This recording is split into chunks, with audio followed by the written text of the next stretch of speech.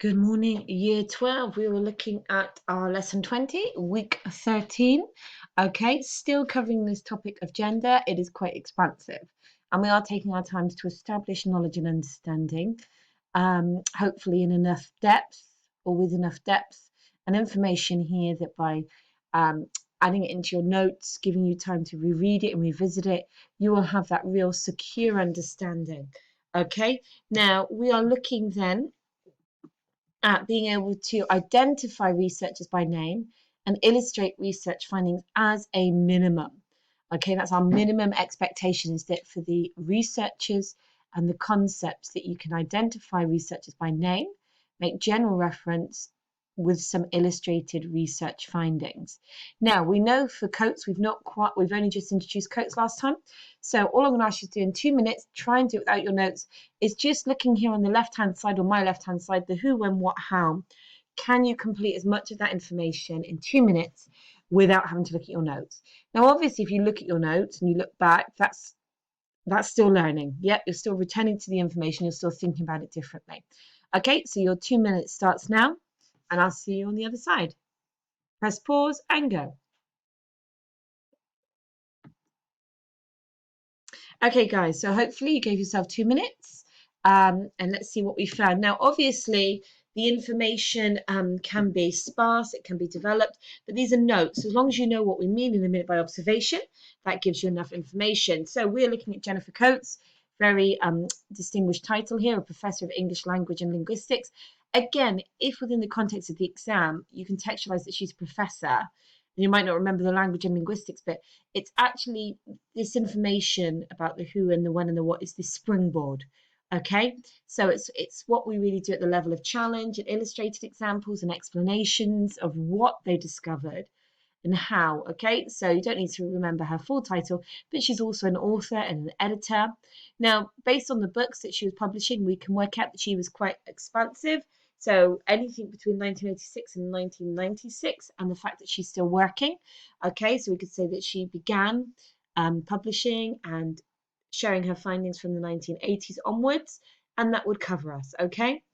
Now, that would give us name, absolutely, general reference when she was working. Now, what? Now, we know for all of our theorists that we are looking at,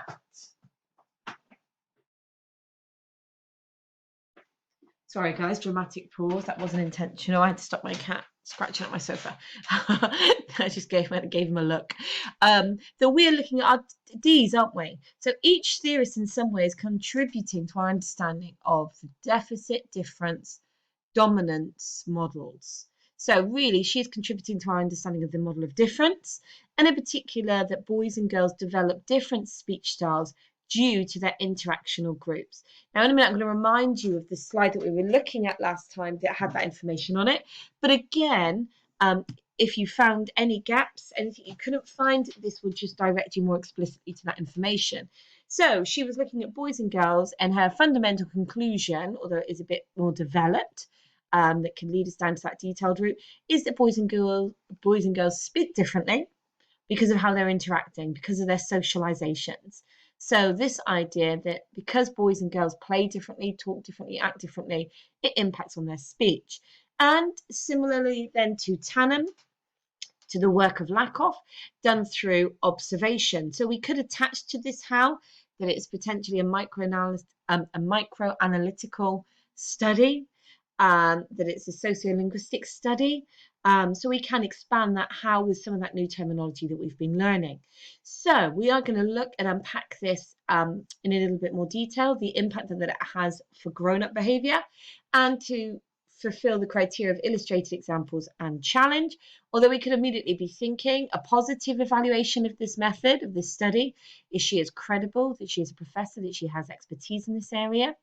We could demonstrate what I keep using, so I'm hoping you're writing these words down, the correlation effect. So she correlates, she corroborates, in other words, she comes into agreement with Tannen and Lakoff's methods. So if you've got 3 people doing the same thing, that must mean that evaluatively it's a method. So that method of observation, that method of sociolinguistic study must be seen as a positive method. If professors continually replicate a method, then the method must be, or must have, some degree of accuracy and validity that others accept. So we could say for a positive challenge, a positive evaluation, that other methods, other people follow the same methodology of observation and it works for them.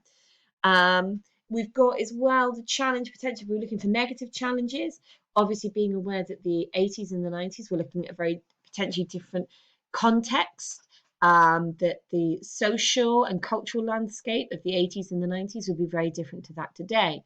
So do these claims still stand in 2020? Okay, so challenges. So what are we going to remind ourselves with then? That first of all, girls and boys develop different styles of speaking due to their largely differing interactions. So again, a point of challenge, generalizations. Okay, so this set of conclusions in a minute tends to generalize behaviors and observations without teasing out differences. So this use of the largely differing, there's an element of language that's suggesting, okay, not everybody does it, but the majority do. And therefore, if the majority are doing it, we can make a firm conclusion. Okay, so differing interactions in that all boys and all girl friendship groups. So in other words, when you've got a group of boys and a group of girls socializing, interacting together, they use language differently. Okay, now I was speaking to somebody who's a chef, and he's older, he's not a boy, he's nearly 40, and he was saying, interestingly, a similar thing, that he started a new job, and the other men were like kind of testing what they could say with him, whether he would share their sense of humor, whether they could get away with saying things that might be considered a bit crude or a bit rude at the level of their jokes. Once they'd worked out that that was okay, they kind of got quite free and easy around him in terms of their language. But also in that environment, you've got waitresses, you've got girls. So as soon as the girls would come in the kitchen, it would stop. Okay, as soon as the girls left the kitchen, they would begin their jokes, their banter, as you would call it. So actually, we could say that in a modern context, a workplace context, we see this conclusion played out. Boys or men speak differently when they're together as a male group. Girls speak differently on their own. Okay, so girls and boys tend to belong to same-sex groups where they will sit apart from one another and generally avoid confrontation. And when confrontation is required, it's often antagonistic. So actually, that's quite a big conclusion. So let's just break that down. Girls and boys tend, so not always, so it's the language here, the tentative language, tend to belong to same-sex groups. Now, remember, we're talking about boys and girls at the age of primary school here. Okay, and historically, this socialization, this arrangement of girls and boys into same-sex groups actually would have been the norm. Okay, so the standard normal arrangement in primary schools for interactions, behaviors would have been, or reinforced at least, the separation into same-sex groups. So if you imagine your day at primary school, okay, you might be able to remember, cast your minds back. Okay, just going to ask some questions and just think to yourself, were you in a single-sex group or a same-sex group? Changing for PE. Yeah, you're right. They would make the same-sex distinction. So the girls are in the changing rooms together, the boys are in the changing room together. Now, what we're saying, as soon as we start to look at just that one little thing, girls and boys are being socialized. In other words, they're being taught that socially there are places where boys and girls can't be mixed. Girls go one way, boys go the other. Toilets, a similar thing. The socialization, the norm being provided is that boys and girls don't mix in those environments. Now, I'm not saying you all hang out in toilets and changing groups together, but okay, just ask this one. Out of boys and girls, now this is primary school. Yeah, you're not brave like you are in secondary school. It's lunchtime. Who are you sat with? Now, you're a little bit, no, that's a lie. You're a lot younger than me. So by the age of, or your experience of primary school, again, this area might have changed, but I can still visually see, and I've told this story before because I had free school dinners, so I had no choice but to be with the boys in the boys section.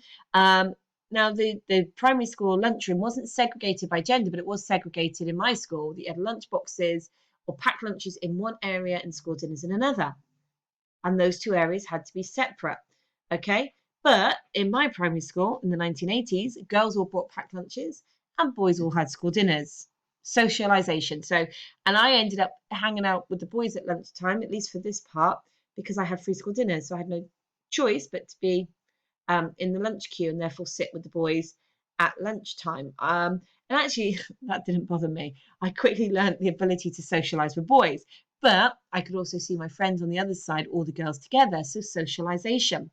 Actually, in PE itself, often do you find that you did girls' activities with girls and boys' activities with boys? Yes.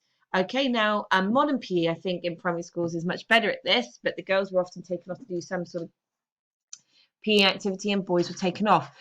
So already, not even just by choice, but you are being sent, as soon as you hit primary school, very clear messages about socialization, about the separation into same-sex groups. And that then naturally then might fall that just through that process, your friends, the relationships with which you are more familiar come from those groups, and therefore you tend to be together.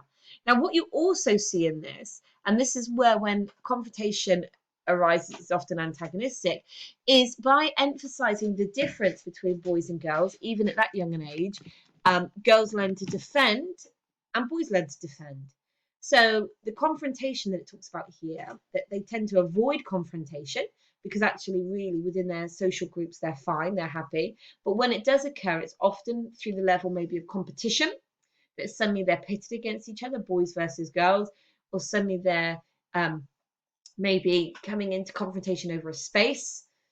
The girls want to sit, say, in one place and the boys want to sit there too. So it creates a little bit of confrontation, and it's antagonistic because it's often tied into this idea of difference and the need to defend difference. So in other words, the girls need to defend themselves, the boys need to defend themselves. So rather than compromise, it's conflict driven.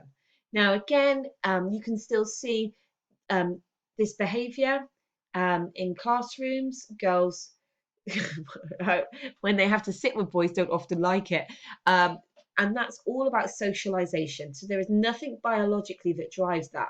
That is about society and the identity that we're giving to boys and girls and how we're socializing them without even necessarily doing it intentionally. Maybe we did through our groupings, through our organizations of primary school experience that reinforces girls in one group, boys in the others. Okay, and so you're already now in your groups, okay, boy girl groups.